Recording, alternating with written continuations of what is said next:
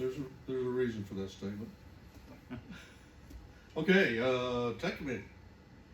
Dwayne. Or Dave, who's gonna get Dave? Um, Really, we haven't had any events or anything we've had to fix. A2 is in the same status it's been, excuse me, for quite a while. No anticipated improvement, and again, as we discussed previously, we don't know how much longer we're going to have access to that, and it just doesn't make any sense to put more resources to it. UHF, the linking that we started talking about with All-Star, I haven't had the opportunity or time or inclination to go down there in 100-degree weather and do that. So as it cools off a little bit, I think we'll all be more inclined, those of us that are going to work on that, will be more inclined to get on board with that and get it going. I don't anticipate it taking a lot of time to get it up, at least the first one. You have it ready to go, basically, is that right? Yeah, I built the cables and everything's configured, and I built the shelf and all we're going to house all the equipment on, and just need to get up and install it. But again, 100-degree weather for what, 19 days now? It hasn't been a good time. I thought Sam said it only got to 82 degrees inside that building. Yeah. Down at Newcastle, it stays remarkably cool without any air conditioning. Cinder block. But that's a different story up at Integris. There's not really any AC up there. Well, there's AC up there, but it's in ducts that goes out somewhere else in the building. Any questions about the repeater status or operation? I'll make one observation. Right after the net Thursday night, I called Jim. I live about 17 air miles from the repeater, and with several ridges between where I live and where the repeater is. And I got in just fine, and Jim said, excellent signal. Now, some of you guys and gals can improve your situation by doing more at your own QTH with an antenna. Yes. Not using RG58. Wait a minute.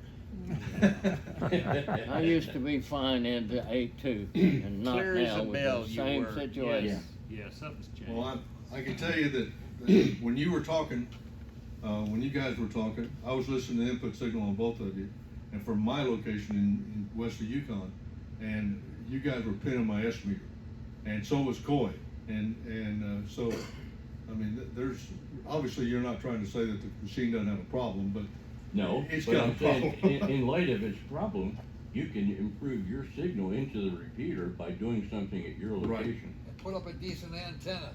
Oh. That's a beginning. And Yes. feed line is important. And you know, if it's a matter of expense, I can put on a little show and tell for you for $5 or $10. You can build a wonderful antenna that'll really do the job for you, and you just got to do it. That's all I've got until we get some new business. Get to what? Until we get the new business. Oh, okay. All right. All right, well, that brings up president's remarks, and since the president's not here and I'm stepping into those shoes, which are really kind of, they're too big for my feet, but that's just the way it has to happen. First of all, the other day, like yesterday, we met down at Mac's place, and his tower, if you hadn't been by there, his tower, 40-foot freestanding tower, was pivoted down, lying down, basically down. And so with the help of Bill and Hal and Ray and myself, we got that thing up, and Barbara, of course, handling the ladders to help us and so forth, Mac supervising. We actually got it up even under the supervision that we had, or lack of, whichever.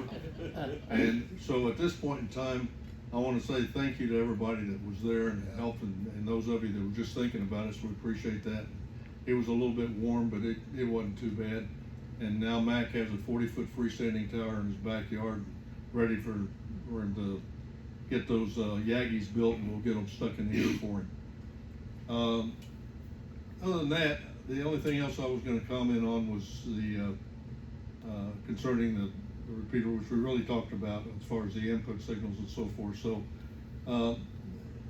and as Dave said, we can do an awful lot by improving our own situation to both receive and the transmit. But some of us are a little limited on power, you know, and some of us don't. I mean, I do good to run 40 watts, which seems to be enough, but a lot of people are running a lot more than that. And some people are running the handy talkies at 2 or 3 or 4 or 5 watts. So it just matters on our end a little bit as well to help the situation out. But with that said, I think Jim's got the right idea. Let's just kind of let 8.2 sit there for a while and play with it on UHF or wherever we want to do it. So, okay. Next we've got what? Tell me what to do. I can't read that. I can't